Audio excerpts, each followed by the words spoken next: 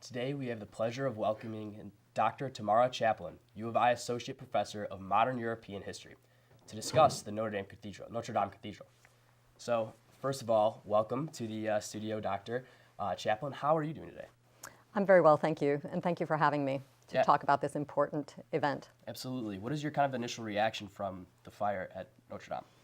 Well, I think like so many people around the world, I was completely shocked when I heard the news. And my first concern was actually that it was an act of terrorism or vandalism. So there was actually some relief that this has been shown to be an accident, although it's still an enormous tragedy. Have you ever visited the cathedral? I've visited the cathedral many times. I've lived in France as a graduate student, quite close to the cathedral.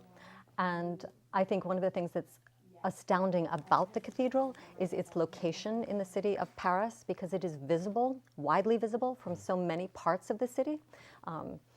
And so it has a tremendous architectural significance in the center of the city. Yeah, so what are your thoughts then about the reconstruction of the cathedral? The reconstruction, well, I think before we get to the reconstruction, maybe we should talk about the fact that, there's been a religious site on the Ile de la Cité, which is where the cathedral stands, since the 5th century. The cathedral itself was built between 1163 and 1267, so over a period of 100 years. But we need to think about it as a living monument, which has gone through tremendous renovations, desecration, and restoration across the course of its history. So when we think about the architecture of it, for example, what's fascinating about it is that it is an amazing example of Gothic architecture, which uses incredible technology and the mechanics that were developed in the medieval period, using the flying buttresses to support the weight of the roof, which is what burned, right, unfortunately. But it was that technology which also enabled so much of the cathedral to remain standing and to preserve the rose windows and things like that. But I think that one of the most important things is that this stands not just as a Christian symbol, but also as a symbol of the French nation. Actually, point zero, which is the point from which all distances in France are measured, is located right outside the front of the portal of Notre Dame.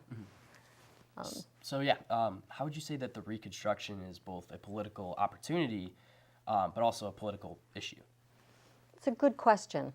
I think because the cathedral has been constantly renovated over the course of its lifetime. After the French Revolution, for example, it was used to store grain. It was desecrated.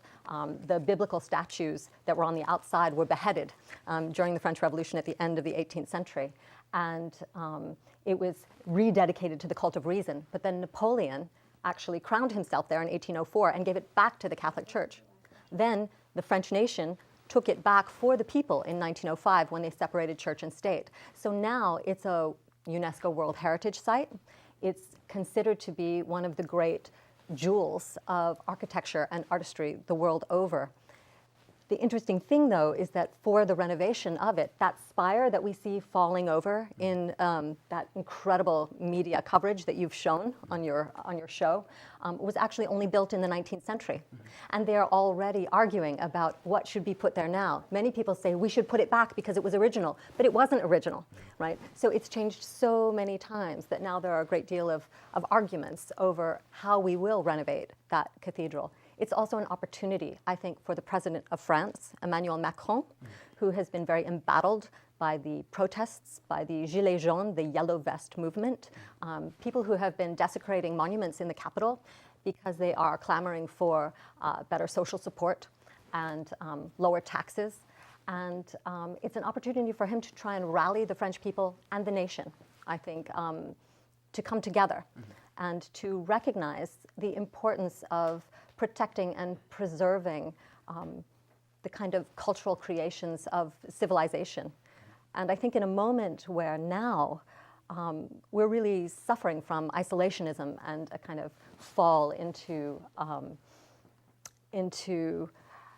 the degradation and a lack of valuing art and history, that's a really, really important moment and opportunity for him. Absolutely, and very devastating.